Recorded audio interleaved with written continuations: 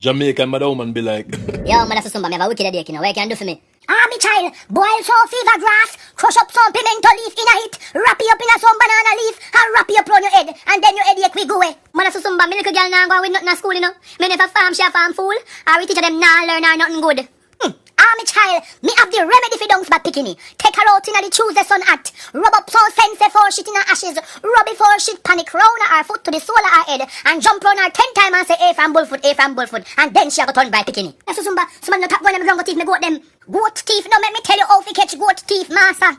Get some baking soda and rub it up with some single Bible. Rub it on the goat tongue. And if somebody who kill the goat or eat the goat, when them belch, them a go say meh. And then you a go know who teeth your goat, master. Man, that's somebody just can't keep a man. No worry, darling, me a go tell you how to keep a man. Take 2 barbel dove egg and put it under your arm. Walk a Blue Mountain with them and wrap them up in a some chocho leaf. Carry back come and brought them and put them in a some American porridge and give him for drink. And the man never ever a go left you.